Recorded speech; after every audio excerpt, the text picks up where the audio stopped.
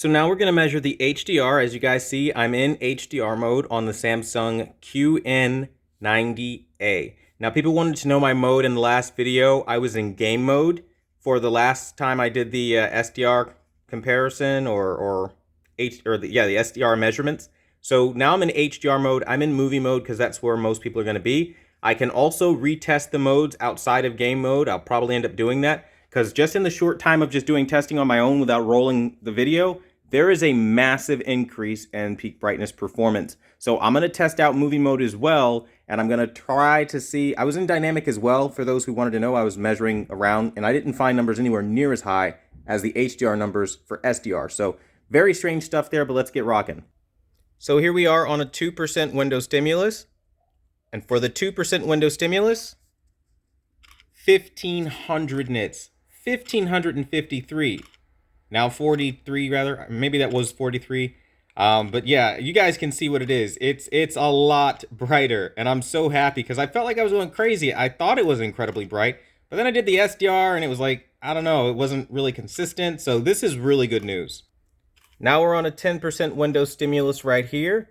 We've got the 10% up and measuring, coming in at 1620 nits, 1619. And it's continuing to go up and down on a variable level.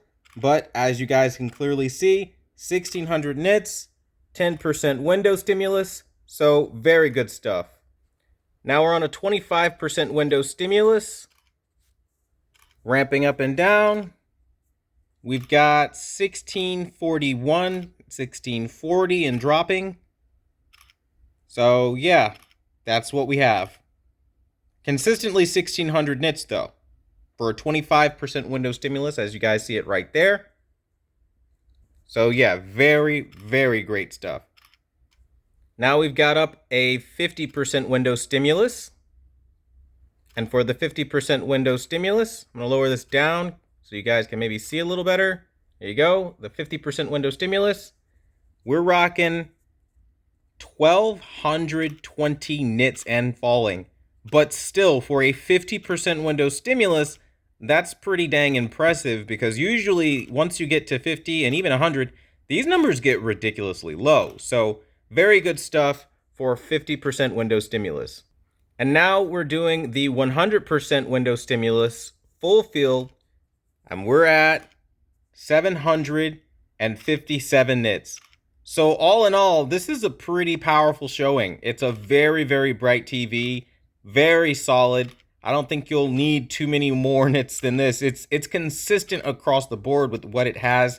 I would call this TV at 1700 nits, really comfortably over like 1650 on a consistent basis. So that's really good stuff there. And I think, again, the HDR performance for movies is going to be just absolutely incredible. I'm not using the coolest color temperatures to pull that off, by the way. I'm just going to open up my menu here so you guys can kind of see what's going on here. I'm going to zoom in so you guys can kind of see what's going on even further. Okay, so got my menu here. It's open. Yes, I'm at the default for everything. I've still got my 4 that's stuck there. I haven't updated it yet because I'm on strike. I'd really just, no, I'm not going to submit to terms of service. You know, Sony already gets away with that the moment they let you, the moment you open your TV with Sony. I'll be damned if Samsung's going to start some new stuff, but that's just my personal feeling there. But I'm in warm 2 right now. So let's say we wanted to go to the coolest color temperatures and we wanted to measure those values now. Because again, that's just warm 2. And typically the cooler you go, the higher the peak brightness and everything like that goes. So we're going to try it that way as well. And I'm not really seeing that big of an increase at all. It just goes to 762. So not really a massive increase. I'll zoom out a little bit here so you guys can see a little better. Not a dramatic increase at all. So even though we're going to a different color temperature, I can try something else even. I can try, let's use dynamic contrast, right? That's like a torch mode maker basically. Turn that to high. And then for some people that want to see it, we'll turn local dimming to high. And we're just saying, just max out everything. Give me the max brightness you possibly can and the coolest color temperature, dynamic everything.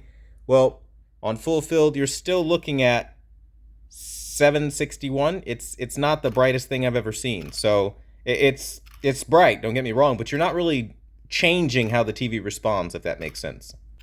And with those same exact values, going back to the 2% window stimulus, we're still at 1531 right here. And it's going up and down on a variable level, as you guys see. And again, just 1531 dropping. Now I'm at 1527 right here, as you guys can see. Now I'm up to 1525. So it's going to go up and down as the TV starts kicking in that local dimming even more aggressively. Now I want to try something as well. I'm going to try to go to a different picture mode here. And we're going to go to, what do you guys say? We try torch mode, the dynamic mode.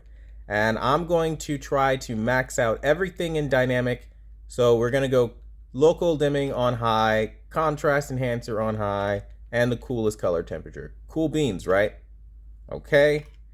But in dynamic mode, we're actually seeing less performance than movie mode at 649.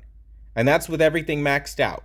So again, I think movie mode is going to be where you're going to see the brightest results. And for a couple years now, honestly, I found with the Samsung TVs, the brightest mode has actually been the movie mode. So if you want the maximum peak brightness, just go to movie mode, because for whatever reason, and I've tested this as far back as my Samsung KS8000 from 2016. As you guys see, the numbers are jumping up now into 1500. That's movie mode with the same exact configuration. So that's why I do it this way, so I can show you the maximum peak brightness.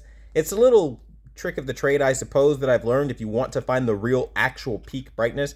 And, you know, it's nowhere near those astronomical levels of what people were trying to tell you it would be at. Now I'm at 1251, you know, just kind of going through the different window stimulus here.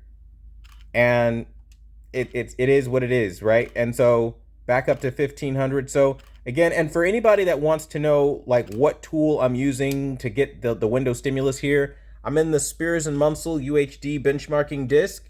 You can go down to windows and you can go up to peak versus size, and then you can find each window stimulus for HDR. And this is a great way to test it. And I honestly think it's a more universal way where everybody can kind of get similar results, if you will. So just zoom in so you guys can see that right there. Lower down my ISO, and there you guys have it. You guys can see where I'm at and what everything's showing up as. So yeah, Spears and Munsell UHD benchmarking disc, a wonderful tool for calibrators who don't want to, you know, hook up a bunch of gear. I'm what you would call a lazy calibrator, if you will. I like to do things as efficiently and as easily as possible, and so this is an awesome tool, and I highly recommend it for those who are looking for some sort of evaluation tool for your displays. And again, Windows, peak versus size, and go in the window stimulus that you use, and that's how I got the HDR measurements for this particular TV. I want to thank you guys so much for watching the #1 brand in honesty, and until the next video, I'll see you guys later.